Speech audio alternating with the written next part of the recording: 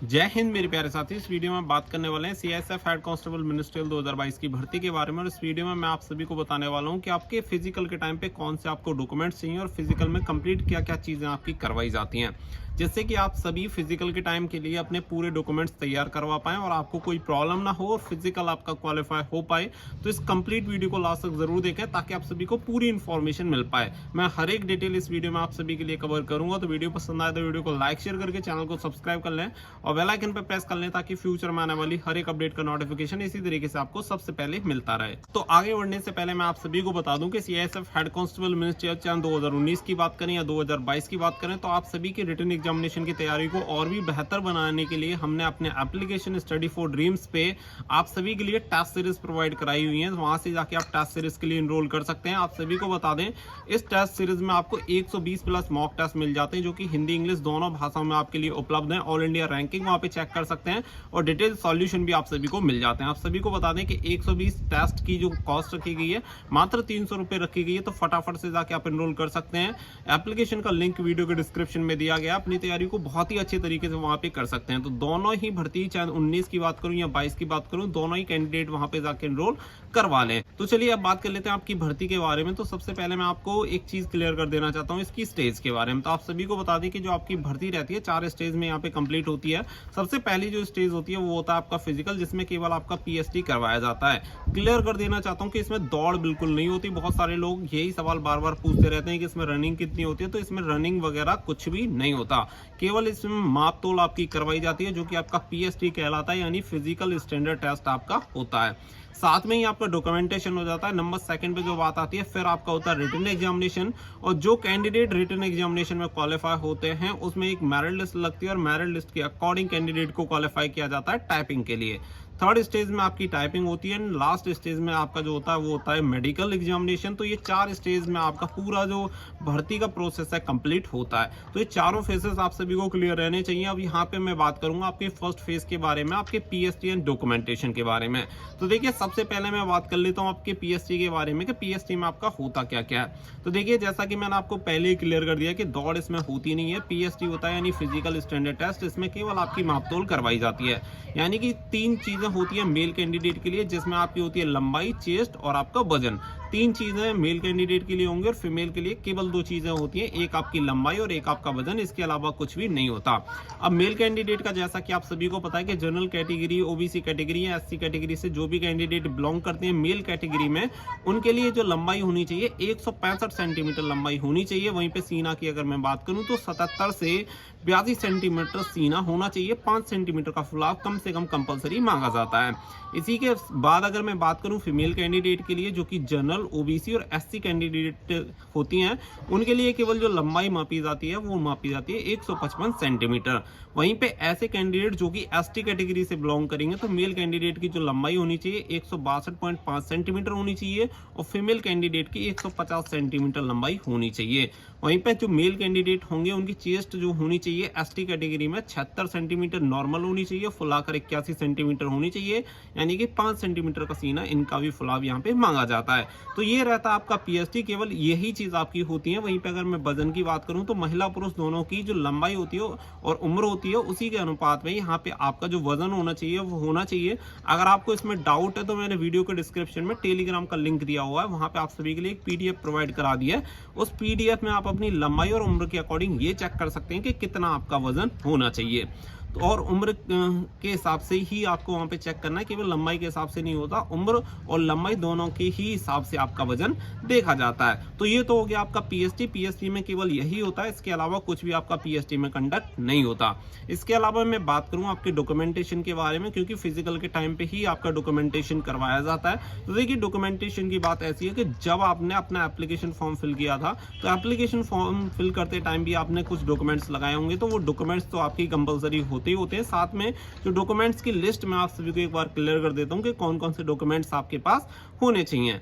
जैसे कि सबसे पहली जो बात आती है वो आती है आपके आईडी प्रूफ की। तो आपके पास एक फोटो युक्त आईडी प्रूफ होना चाहिए, यानी कि जैसे कि आपका आधार कार्ड हो गया, आपका पैन कार्ड हो गया, ड्राइविंग लाइसेंस हो गया या आपका वोटर आईडी हो गया। इनमें से कोई भी आपका पहचान पत्र है, आईडी प्रूफ है, तो वो आपका चल जाता है, वो आपको अपने साथ कैरी करना होता है। इसके अलावा नंबर सेकंड पे जो बात आती है वो आती है 10th के पासिंग सर्टिफिकेट, मार्कशीट वगैरह जो आपके पास हो वो आपको 10th के सर्टिफिकेट लेके जाने हैं, क्योंकि डेट ऑफ बर्थ सर्टिफिकेट के तौर पे वही आपका यूज होता है और कोई भी एक्सेप्टेबल नहीं होता डेट ऑफ बर्थ के लिए। इसके अलावा आगे जो बात करें वो आती है आपकी 12th की मार्कशीट, क्योंकि ये जो भर्ती निकाली गई है 12th के सर्टिफिकेट के अकॉर्डिंग ही आपने फॉर्म फिल किया है, तो यहाँ पे 12th का सर्टिफिकेट आपके पास होना चाहिए, मार्कशीट आपके पास होनी चाहिए। अगर एक ही में दोनों चीज कंबाइंड है तो आपको जरूरत नहीं है। आप सभी को बता दें कि कुछ टाइम पहले 2-3 साल पहले ऐसा हुआ करता था कि मार्कशीट एंड आपका जो सर्टिफिकेट होता था पासिंग सर्टिफिकेट्स वो अलग अलग आते थे, बट अगर आपके कंबाइंड आते हैं तो कंबाइंड ही आपको लेके जाना। फिर इसके अलावा जो बात आती है वो आती है आपके कास्ट सर्टिफिकेट। देखिए कास्ट सर्टिफिकेट के लिए मैं आप सभी को बता दूं, जो आपका कास्ट सर्टिफिकेट होना चाहिए वो सेंट्रल गवर्नमेंट से बना होना चाहिए। सेंट्रल गवर्नमेंट का सबसे ज्यादा जो जरूरी होता है वो होता है ओबीसी कैटेगरी के लिए। ओबीसी कैटेगरी के लिए इसलिए होता है क्योंकि कुछ जो कास्ट होती है वो ऐसी होती हैं जो कि स्टेट में तो ओबीसी कैटेगरी में आती है, लेकिन सेंट्रल में यानी केंद्र सरकार में जो आती हैं वो आती हैं जनरल में। तो इसीलिए जो ओबीसी कैटेगरी के कैंडिडेट होंगे उनके पास जो सर्टिफिकेट होना चाहिए ओबीसी कैटेगरी का वो सेंट्रल गवर्नमेंट के द्वारा ही बना होना चाहिए, और सेंट्रल गवर्नमेंट की जो लिस्ट होती है उसमें अगर ओबीसी कैटेगरी में आते हैं तभी आपको ओबीसी कैटेगरी में माना जाएगा। बाकी के जो कैंडिडेट होते हैं जैसे एससी कैटेगरी हो गया, एसटी कैटेगरी हो गया, उनके सर्टिफिकेट जो राज्य सरकार द्वारा होते हैं वो भी मान लिए जाते हैं, एक्सेप्टेबल होते हैं। जनरल कैटेगरी का कोई भी कास्ट सर्टिफिकेट नहीं बनता। इसके अलावा जो बात आती है डोमिसाइल की, तो डोमिसाइल जो आपका बनता है, डोमिसाइल का मतलब होता है निवास प्रमाण पत्र के कौन से राज्य से आप बिलोंग करते हैं। ये जो आपका बनता है वो राज्य सरकार द्वारा ही बनता है, तो राज्य सरकार द्वारा जो आपको बनाया हुआ है आपके पास वो होना चाहिए। पुराने की यहाँ पे बात नहीं की गई है, लेकिन लास्ट डेट से पहले के आपके सभी सर्टिफिकेट्स बने होने चाहिए। तो ये सारी चीजें एकदम से क्लियर है। बहुत सारे लोगों का खो जाता है या बना नहीं है, वो चीज है, तो आप अपने पास पुराना भी बनवा लें और नया बनवा लें, और आपके डॉक्यूमेंट्स में अगर कोई मिस्टेक है, फॉर्म भरते टाइम गलती हो गई थी, तो उसके लिए आपको एफिडेविट बनवा के जरूर लेके जाना है। तो ये चीज हो गई। इसी के साथ बात आती है आपके फोटोग्राफ की, तो फोटोग्राफ आपको अपने साथ 8 से 10 फोटोग्राफ कैरी करने हैं जो आपने एप्लीकेशन फॉर्म में लगाए थे। अगर वो आपके पास हैं तो अच्छी बात है, नहीं तो अदरवाइज लेटेस्ट भी फोटोग्राफ आप अपने साथ लेके जा सकते हैं। कुछ लोग एक्स सर्विसमैन भी होते हैं तो उनके लिए यहाँ पे एनओसी चाहिए होती है, यानी नो ऑब्जेक्शन सर्टिफिकेट वहां पे होना चाहिए, तो वो आपको अपने साथ लेके जाना। साथ ही में रिटायरमेंट वगैरह के जो भी डॉक्यूमेंट्स हैं वो आपको अपने साथ कैरी करने हैं। और आप सभी को बता दें कि जब आपका फिजिकल होता है, डॉक्यूमेंटेशन होता है, तो आपको अपने ओरिजिनल डॉक्यूमेंट्स ही लेकर जाने होते हैं, यानी कि ओरिजिनल के साथ साथ फोटोकॉपी तो आपको लेके ही जानी है। 1 से 2 सेट उसके कंप्लीट करवा कर लेके जाएं, लेकिन ऐसा ना करें कि केवल फोटोकॉपी के साथ चले जाएं, क्योंकि वहां पे आपके सभी ओरिजिनल डॉक्यूमेंट्स को चेक किया जाता है, तो सभी ओरिजिनल डॉक्यूमेंट्स आपके पास होने चाहिए। इसके अलावा और किसी डॉक्यूमेंट की आपको जरूरत नहीं पड़ती। जैसा कि मैंने आपको फिर से मैं क्लियर करूं, सबसे मेन जो चीजें होती हैं वो 5 चीजें होती हैं। पहला आपका आईडी प्रूफ, दूसरा हो गया 10th के सर्टिफिकेट, तीसरा हो गया आपका 12th के सर्टिफिकेट, और नंबर 4th पे अगर मैं बात करूं तो आपका हो जाएगा कास्ट सर्टिफिकेट है। नंबर 5th पे जो आता है वो आता है आपका डोमिसाइल यानी मूल निवास प्रमाण पत्र। बाकी की अगर अलग से कोई एनसीसी सर्टिफिकेट है तो वो आपको लेके जाना है, अगर आपने लगाया हुआ है तो, अगर नहीं लगाया है तो कोई बात नहीं है। बाकी के यही डॉक्यूमेंट्स आपके होते हैं। जब आपका ये स्टेज कंप्लीट हो जाएगा तो इसमें जो भी कैंडिडेट क्वालिफाई कर जाते हैं उनको क्वालिफाई किया जाता है रिटन एग्जामिनेशन के लिए। रिटन एग्जामिनेशन का सिलेबस आप सभी को पता ही होगा कि 4 सब्जेक्ट यहाँ पे आप सभी के आते हैं, जिसमें 25 क्वेश्चंस होते हैं। नंबर ऑफ क्वेश्चन होते हैं 100, जिसके लिए 100 मार्क्स आपको दिए जाते हैं। 2 घंटे का पेपर आपका होगा हिंदी और इंग्लिश का। तो ये सारी चीजें रहती हैं डॉक्यूमेंट में। एक और चीज मैं आप सभी को क्लियर कर देना चाहता हूं कि बहुत सारे लोग जैसे कि कोई जैसे बंगाल से बिलोंग करता है, आसाम से बिलोंग करता है, तो आप सभी को बताते हैं कि आपके जो सर्टिफिकेट होने चाहिए वो सर्टिफिकेट हिंदी और इंग्लिश में ही होने चाहिए। अगर हिंदी और इंग्लिश के अलावा किसी अन्य भाषा में आप सभी के बने हुए हैं सर्टिफिकेट, तो वो ट्रांसलेट वाला एक सर्टिफिकेट बनता है जो कि सेल्फ अटेस्टेड होना चाहिए, वो आपको लेके जाना है, अदरवाइज उसे एक्सेप्ट नहीं किया जाएगा।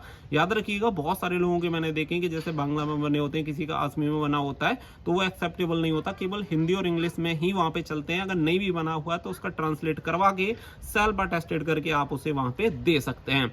अभी होगा कहां से, तो आप साइबर कैफे पे जाके उसे ट्रांसलेट करवा के उसकी एक कॉपी निकलवाएं, और सेल्फ अटेस्टेड का मतलब होता है कि खुद से स्व प्रमाणित करके वो आपको लेके जाने होते हैं। तो यही सारी चीजें होती है आपकी सीआईएसएफ हेड कांस्टेबल मिनिस्ट्रियल की भर्ती में। यही आपका पीएसटी होता है, क्लियर कर दिया। डॉक्यूमेंट्स मैंने आप सभी को सारे कंप्लीट कर दिए हैं। इसके अलावा अगर कुछ भी इससे रिलेटेड अपडेट होगी तो रेगुलर आप सभी को मिलती रहेगी। चैनल को सब्सक्राइब करके जरूर रखना। आगे एक बहुत जरूरी अपडेट मैं आप सभी को दूंगा, बहुत जल्दी आप सभी को नोटिफिकेशन मिलेगा, तो बेल आइकन पे प्रेस कर लेना ताकि उसका नोटिफिकेशन आप सभी को मिल जाए। तो आई होप वीडियो आप सभी को जरूर पसंद आई होगी। वीडियो पसंद आई हो तो वीडियो को लाइक शेयर करके चैनल को सब्सक्राइब कर लें। साथ ही में जो टेस्ट सीरीज के बारे में मैंने आप सभी को बताया था, लिंक वीडियो के डिस्क्रिप्शन में दी हुई है, वहां से जाके एप्लीकेशन को डाउनलोड करके टेस्ट सीरीज के लिए जरूर एनरोल कर लें। मिलेंगे अगली वीडियो में। So thank you for watching. जय हिंद, जय भारत।